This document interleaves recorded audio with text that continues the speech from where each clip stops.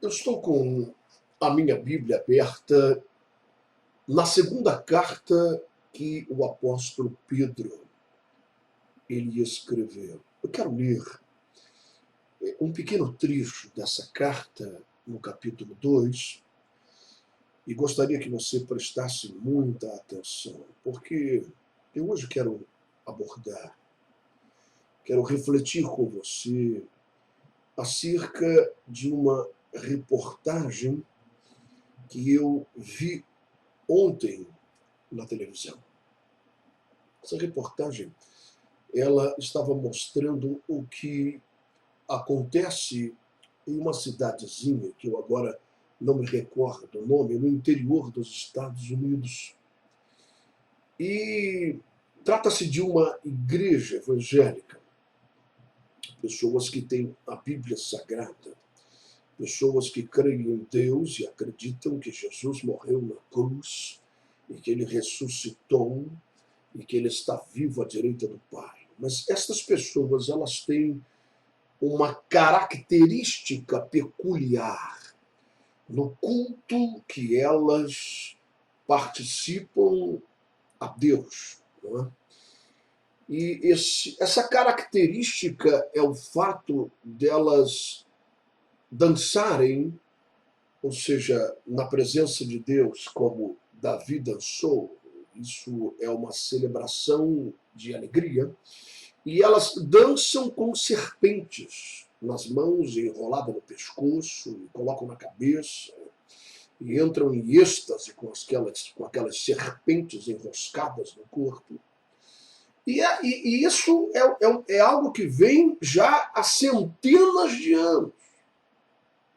Há centenas de anos que esta igreja tem essa característica em seu culto a Deus, ou seja, celebrarem com serpentes e também tomando bebidas venenosas. Isso parece brincadeira, não é? À primeira vista, você começa até a rir e achar que isso é ridículo. Talvez você que não tenha visto a reportagem, é claro que você pode acessar a internet e ver tudo isso, não é? E constatar que isso é um fato, isso é uma realidade. Tem pessoas que acreditam realmente nisso e que vivem isso como se isso fosse um culto a Deus, ou seja, uma manifestação autêntica de fé em Deus. Nós não estamos falando de qualquer cobra.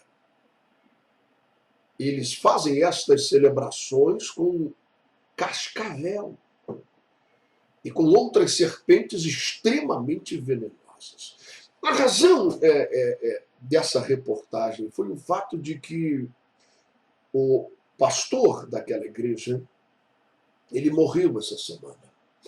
Ele não teve um infarto do miocárdio ou um derrame cerebral, nem foi atropelado, nem aconteceu algo do gênero, mas ele morreu picado por uma cascavel. A cascavel de estimação dele, que estava sempre com ele, que ele levava para todos os lados. E apareciam imagens dele dançando com essa cascavel, e tudo isso a pretexto de celebrar a fé em Deus. Não é? Por quê? Porque eles pegaram um texto bíblico, eles pegaram um versículo da palavra de Deus e eles fizeram disso uma doutrina. Não é? Quando o Senhor fala acerca daqueles que o seguirão, não é? Das manifestações do Espírito de Deus na vida destas pessoas, não é? Que eles falarão em novas línguas, que eles curarão os enfermos e que eles expulsarão os demônios e que eles ressuscitarão os mortos e que se pegarem em serpentes ou beberem alguma coisa mortífera, dano algum lhes causará. Então, eles pegaram esse texto bíblico, e eu quero que você que está me ouvindo, porque você pode pensar, missionário, isso é engraçado, estou aqui morrendo de rir. Mas eu não tenho nada a ver com isso, ou seja, graças a Deus eu tô livre disso. Né? Eu acho uma coisa interessante, meu irmão, minha irmã, e você que me ouve agora em qualquer lugar, que a grande maioria das pessoas, elas não gostam de ouvir uma palavra que venha confrontar os seus próprios erros e os seus próprios pecados. Não.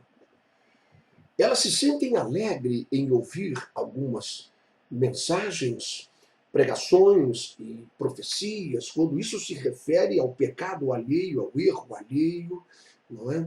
À distorção de vida alheia. Mas quando isso toca na sua carne, na sua pele, nos seus sentimentos, nos seus próprios desejos, a tendência, a maioria das pessoas, elas começam a torcer o nariz, elas não gostam disso, elas se sentem inquietas nos bancos, elas não se quebrantam. Estou falando sobre a maioria, nem todos, é claro.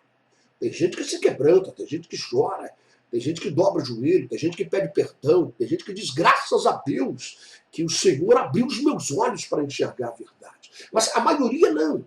A maioria se nega a isso, não quer ser confrontada em seus erros. Não é? E eu estava vendo que a repórter saiu atrás dos familiares desse pastor para que alguém desse uma entrevista, alguém falasse alguma coisa, alguém mostrasse uma cobra, alguém dissesse algo. E ninguém queria falar nada. A única coisa que ela conseguiu foi um parente desse pastor sepultado, morreu porque se negou a receber atendimento médico. As pessoas queriam levá-lo ao hospital, foi picado por uma cascavel, e ele disse que não, que Deus iria curá-lo, que se ele fosse mordido por uma cobra, está escrito na Bíblia que nenhum mal lhe faria, que ele poderia tomar veneno e isso não lhe causaria dano algum, e que ele acreditava na palavra de Deus, e que deixasse ele quieto no sofá, porque o veneno iria sumir, e deixaram ele no sofá. E as pessoas estenderam a mão sobre ele, oraram, e clamaram, e cantaram hinos, e as horas foram se passando, se passou 9 horas, e aí ele não aguentou, pediu para levar para o hospital, quando chegou no hospital ele morreu. E agora ele está sepultado, ele está enterrado. Ele já está sendo comido pelos bichos, e a sua carne já está apodrecendo debaixo da terra. E o que sucederá com a alma e o espírito dele, cabe a Deus julgar, ele julgará cada um de nós, mas é triste quando isso tem um ponto final, não é? É triste quando nós nos negamos a ouvir a verdade, porque eu creio que o Espírito Santo ele está sempre querendo abrir os nossos olhos.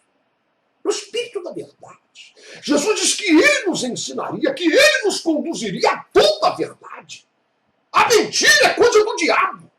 O diabo é o pai da mentira. Ele é o mutilador da verdade. É ele quem mutila, quem deteriora, quem estraga, quem tira o valor, quem tira a essência das Escrituras Sagradas, porque não existe nenhum de nós, nem eu, nem você, nem se somar todo o nosso conhecimento e os nossos versículos decorados que nós sabemos da Bíblia Sagrada, não se compara ao conhecimento que o diabo tem da Bíblia Sagrada. Ele conhece cada versículo, a ponto dele se julgar capaz de tentar o Verbo de Deus que se fez carne e habitou entre nós. Ele tentou o próprio Filho de Deus com a palavra de Deus. Ele chegou para Jesus e disse assim: está escrito dessa maneira, então faça isso, porque a palavra de Deus quem diz. E Jesus dizia a ele: não, mas também está escrito isso, ou seja, eu não posso pegar um versículo bíblico apenas e fazer disso uma doutrina. Eu não posso arrancar um texto sagrado de toda uma revelação. Eu preciso conhecer a essência de Deus. Eu preciso saber quem Deus é. Eu preciso saber quais são os seus conceitos para não cometer erros terríveis. Se está escrito que ele dará ordem aos seus anjos a meu respeito, para me guardarem de tropeçar em alguma pedra, eu não vou me jogar no pináculo do templo, porque também está escrito: não Senhor teu Deus.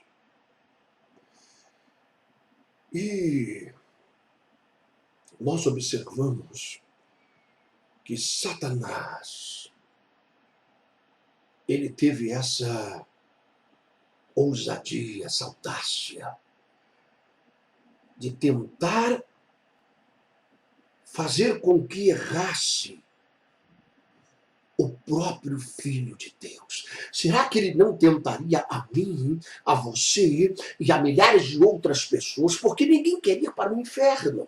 Sabe, ele não pode chegar e dizer, olha, aqui está a Bíblia do capeta, aqui está o evangelho do diabo, aqui está todo tipo de perversidade para levar você para o abismo, para levar você para o esgoto eterno, para levar você para o lago de fogo e enxofre, um sofrimento que nunca vai acabar. Ele jamais fará isso. Isso não é tentação. Isso não é tentação, isso é suicídio.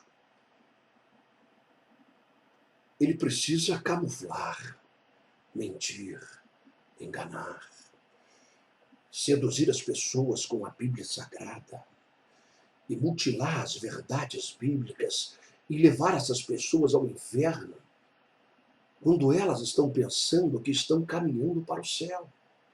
E isto está escrito na Bíblia, que milhares de pessoas serão de fato enganadas. Elas irão comparecer diante do trono de Deus pensando que elas iriam entrar no céu e vão alegar isso. Você sabe que é verdade. Elas vão dizer, em teu nome eu expulsei demônio, em teu nome eu curei enfermos e fiz tantas coisas. Mas então elas se darão conta de que foram enganadas somente nesta hora. Isso é cruel, isso é terrível. Mas veja, aquele pastor que está sepultado, né? Até semana passada ele poderia abrir os olhos e falar assim, mas que palhaçada é essa que eu estou fazendo? Que negócio é esse de pegar uma cascavel e ficar dançando com uma cobra? Que glória isso traz para Deus? Que é isso que eu estou fazendo da minha vida? Deixa eu examinar as escrituras, deixa eu ler a Bíblia, eu estou parado num versículo. Eu estou tentando a Deus. Foi o que Jesus disse para o diabo. Essa revelação não quer dizer isso, quer dizer que se acontecer, se eventualmente uma cobra me picar, se eventualmente, sem querer, sem saber, eu tomar algo que tenha algum veneno, algo que possa me fazer mal, Deus me dará o livramento. Isso não quer dizer que eu vá estar tomando veneno, não quer dizer que eu vá dançar com uma serpente venenosa, eu estou tentando a Deus, eu vou acabar morto nessa história. Eu creio que quantas vezes Deus tentou abrir os olhos desse pastor que agora não pode mais abrir os seus olhos. E de tantas outras pessoas. Mas o pior cego é aquele que se nega a ver. E quando essa repórter conseguiu falar com um dos parentes, estava saindo rapidinho de carro, ele só disse uma coisa: o culto com as serpentes vai continuar. Vai continuar. Ninguém para pensar. Ninguém para refletir. Mas isso é apenas um exemplo. Porque às vezes você dá gargalhada, mas que ignorância, que estupidez, que palhaçada. Olha, se eu ia fazer uma coisa dessa. Mas nós estamos falando de seres humanos. Nós não estamos falando de uma tribo que vive no meio da selva, no meio da mata. Nós estamos falando de uma cidadezinha nos Estados Unidos da América, o país mais rico e mais desenvolvido do mundo. Não estamos falando de uma tribo selvagem, de canibais. Não, nós estamos falando de gente culta, de gente que tem acesso a informações. Não é? E veja o que tem acontecido e vai continuar acontecendo. Uma vez eu li uma história que eu achei extremamente interessante acerca desta coisa das pessoas não quererem ser confrontadas com a verdade. Eu quero ser confrontado. Eu quero. Eu considero motivo de alegria quando Deus me exorta, quando Deus fala comigo dos meus erros, quando Deus fala comigo do caminho que eu devo seguir, do caminho que eu devo deixar de andar, quando Deus, ele como um pai exorta um filho, ele me exorta. Eu fico feliz com isso. porque eu sei que eu estou sendo conduzido ao reino dos céus. Triste é aquele que anda sem rédea. Triste é aquele que não tem exortação. Triste é aquele que se nega a ver, que envereda pelos seus próprios caminhos. Né?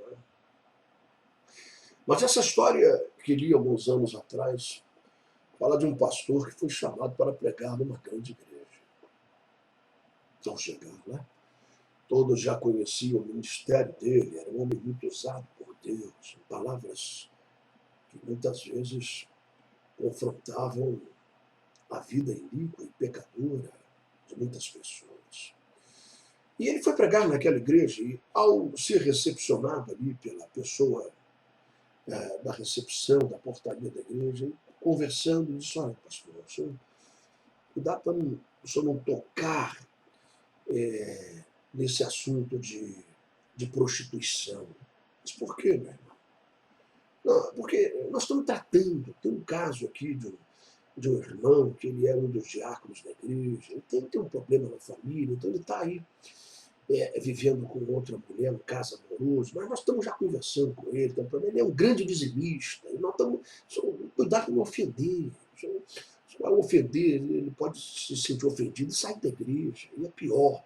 Então deixa que a gente, aos poucos, devagar, a gente está procurando tratar sobre esse assunto, orando por ele, mas vamos procurar não tocar nisso aí, pastor, porque isso pode causar aí um mal-estar, ele pode se sentir ofendido. Então, o senhor procura evitar falar nesse negócio de prostituição. Aí, mais na frente, ele conversando com outra pessoa, antes de assumir o púlpito para pregar, né? Um dos pastores falou com ele: o irmão, eu queria fazer um pedido para o irmão, procure evitar tocar nessa questão aí de jogo, de vício. Porque nós temos aqui algumas pessoas aqui que são dizimistas fiéis da igreja, o senhor sabe que nós precisamos, né? E eles têm esse probleminha, eles gostam de um joguinho, né? Esse é um problema. E alguns deles fumam. Nós estamos orando para que haja assim, uma libertação, né? Mas a gente tem medo assim de que eles possam se sentir ofendidos, às vezes, tocar nesse assunto. Nós sabemos que o homem tem uma palavra forte. Então, não custa nada evitar criar controvérsia. Né? São pessoas que têm ajudado a obra aqui, e eles têm esse probleminha, mas o senhor evita tocar nesse assunto para não haver controvérsia. Ele ficou ouvindo aquilo, e cada um vinha e falava alguma coisa, pedia que ele não fosse tão severo em tocar em alguns pontos e tal. E finalmente chegou o momento dele assumir o microfone, o público, para pregar. Ele abriu a sua Bíblia e disse: olha, eu vim aqui para falar a verdade. E eu estou abrindo a palavra de Deus.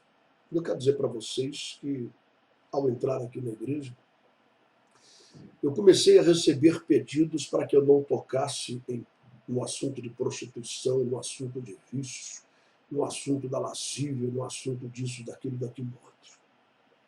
Afinal de contas, perguntou ele a todos, o que é que vocês querem ouvir? E aí alguém lá atrás gritou: prega sobre os judeus, porque aqui não tem nenhum. É engraçado, não é? E você pode até rir disso, mas é verdade. É um fato. Quer dizer, a maioria das pessoas, elas querem ouvir alguma coisa que nada tenha a ver sobre a sua vida, sobre os seus erros, sobre as suas falhas, sobre a sua cegueira espiritual. Que não lhes confronte, que não venha arder nele mesmo. Não é? Mas, aliás, é isso que a Bíblia Sagrada diz. Né? É isso que distingue um falso profeta de um verdadeiro profeta.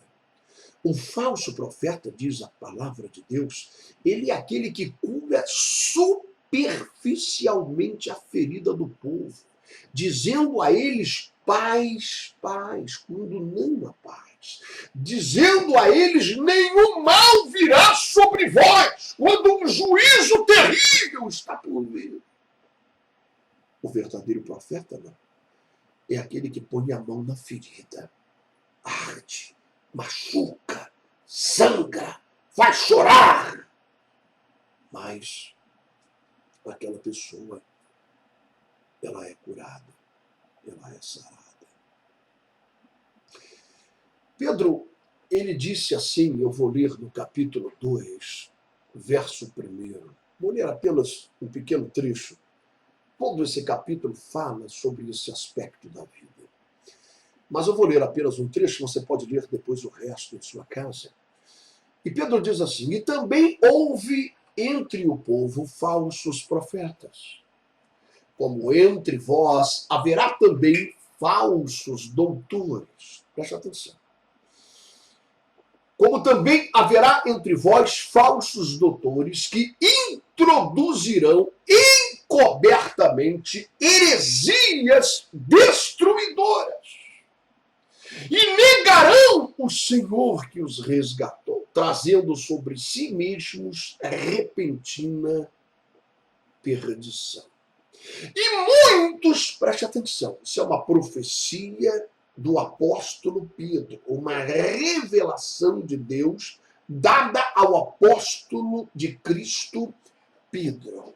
E ele está dizendo agora, e muitos seguirão as suas dissoluções, pelos quais será blasfemado o caminho da verdade, e por avareza farão de vós negócio com palavras fingidas, sobre os quais já de largo tempo não será tardia a sentença e a sua perdição não dormita. Agora veja isso aqui. Verso 4.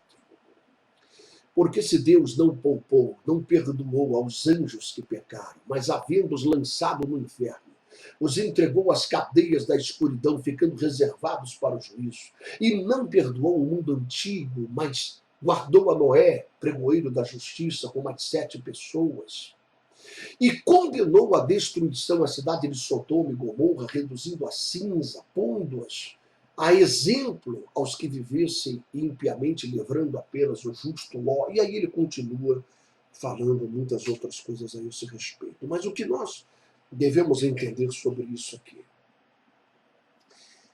Pedro está dizendo que Deus ele não poupou os anjos que pecaram, ele os lançou fora. Estão reservados para o juízo eterno. Ele não poupou o mundo antigo, quando ele trouxe o dilúvio sobre a terra. Morreram milhares, homens, mulheres e crianças. Ele não poupou Sodoma e Gomorra, apenas Ló. No mundo antigo, apenas Noé. Isso quer dizer que nós estamos lidando com um Deus que não é um boneco de pau, de gesso ou de pedra. Ele é vivo. E horrenda coisa é cair nas mãos de Deus. Então, isso quer dizer que há um juízo, que há uma consequência. E que nós não escaparemos, assim como os anjos não escaparam, assim como o mundo antigo não escapou, assim como Sodoma e Gomorra não escapou, assim como ninguém escapará. Por mais que venham gemer, ranger os dentes, chorar, se apavorar, clamar misericórdia, compaixão, dizer que não sabiam de nada, não adianta, porque a Deus ninguém engana.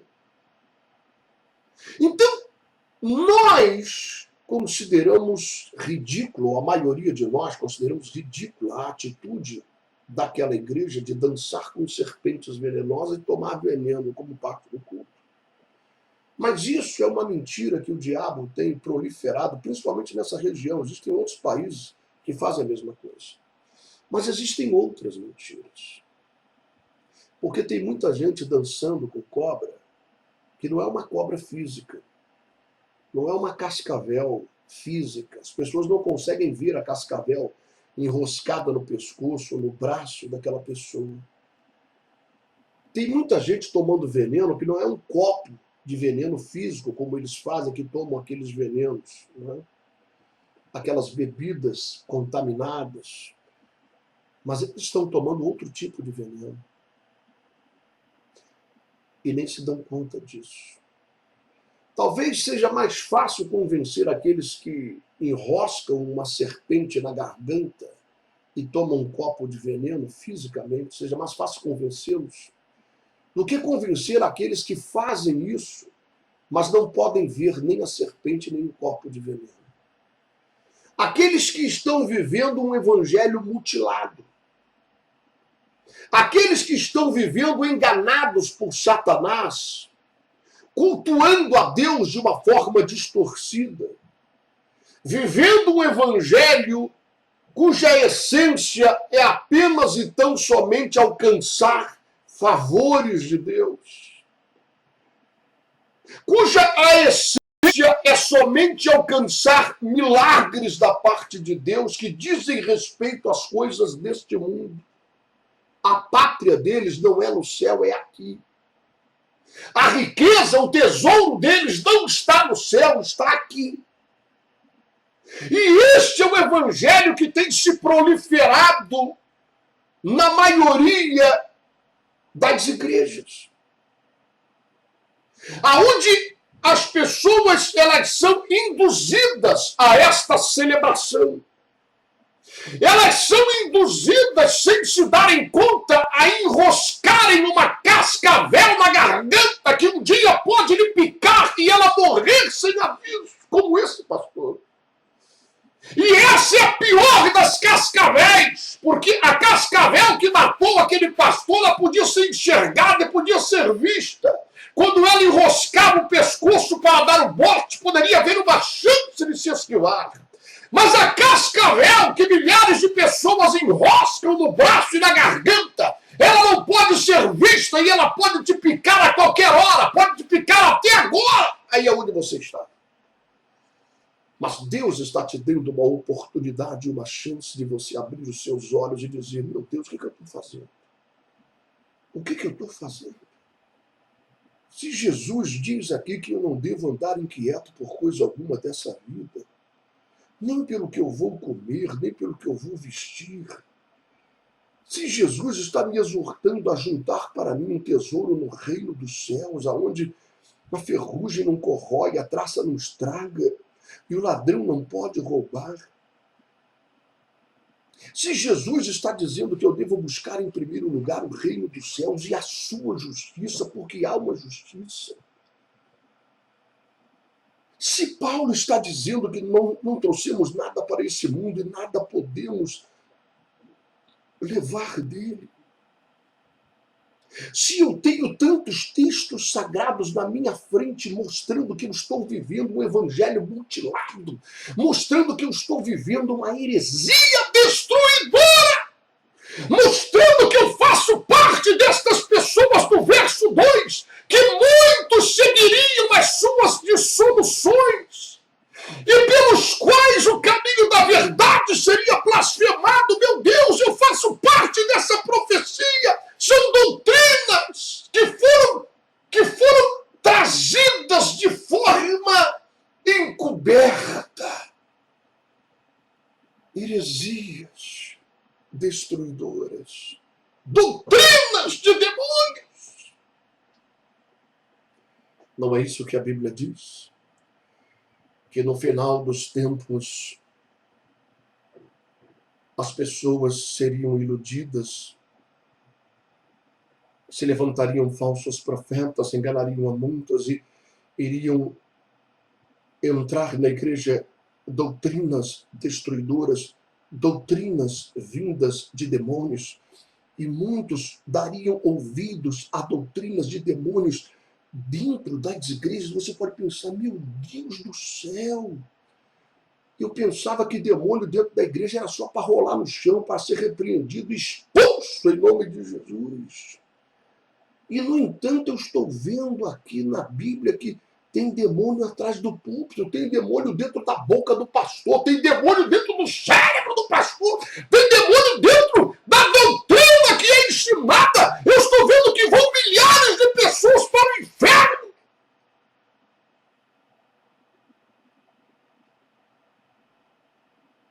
Uma vez gritaram para o profeta Eliseu, porque eles estavam fazendo um guisado, estavam fazendo um grande sopão para eles comerem. E eles descobriram que tinha veneno na panela. ia matar a todos eles. E alguém gritou: homem de Deus, tem veneno na comida. Homem de Deus, tem veneno na panela. O nosso alimento está contaminado. O nosso alimento, aquilo que nós temos recebido, a nossa comida, o nosso leite espiritual, o nosso alimento sólido espiritual está contaminado. O homem de Deus tem veneno na panela. E ele então pegou um punhado de farinha e jogou naquela panela. E o veneno foi tirado. E essa farinha, ela representa justamente o pão vivo que desceu do céu, a palavra autêntica, a palavra pura, a palavra verdadeira. Ouça o que eu estou dizendo a você, preste bem atenção. Escute isso. Deixe que isso venha verdadeiramente tocar na sua pele, na sua carne, no seu emocional, no seu ego, nos seus desejos próprios, nos seus projetos próprios, na sua ambição. Deixe que isso venha tocar em você, pastor, diácono, obreiro, pastora, bispo, evangelista, missionário, membro de qualquer igreja. Ouça isso que eu estou dizendo para você. Talvez você considere ridículo aquele pastor, mas ele tinha muitos seguidores. Talvez você considere ridículo aquele nosso Henri Cristo, que tem por aí aquele sujeito ridículo, vestido de Jesus, com uma coroa de espinho na cabeça. Está ficando velhinho ele. Daqui a pouco morre. Mas tem um monte de seguidores. Um dia desse eu estava na Leroy Merlin e vinha ele caminhando com aquelas mocinhas vestidas de branco, passa um monte de anjinho. Ele tem seguidores. E não são meia dúzia, são milhares. Então, se você considera essas coisas ridículas, eu também as considero. Mas olha só. A mutilação da palavra de Deus, o veneno que está na panela, mata tanto esses como aqueles. E talvez as coisas que não são tão assim gritantes, que não são tão evidentes, sejam as mais perigosas, porque são as mais difíceis de discernir. Eu não sei qual é a sua idade, você que está me ouvindo, mas muitos devem se lembrar de um pastor chamado Jim Jones, na Guiana Francesa, que levou 800 pessoas ao suicídio coletivo.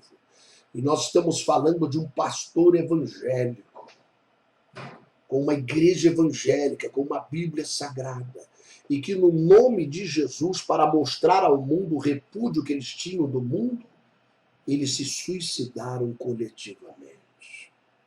Cuidado, minha irmã.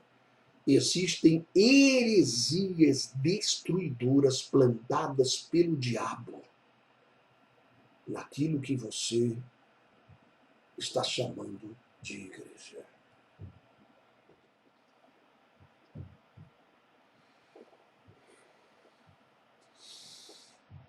Bem, amados, olha, nós estamos no minutinho final do nosso programa. Esse é um assunto rico, né? Onde a gente poderia se estender e nos aprofundarmos muito. Mas eu peço a Deus que Ele acrescente no teu coração. Leia esse capítulo 2 de 2 Pedro. Olha, fica alerta, abre os seus olhos. Nós estamos vivendo no tempo do fim. Cuidado com essa serpente, viu? Que muitas vezes você pode estar cultuando a Deus com uma cascavel enroscada no teu pescoço. E muitas vezes você pode estar tomando veneno como alimento espiritual. Toma cuidado. Um abraço a todos, fica na paz e até amanhã em nome de Jesus.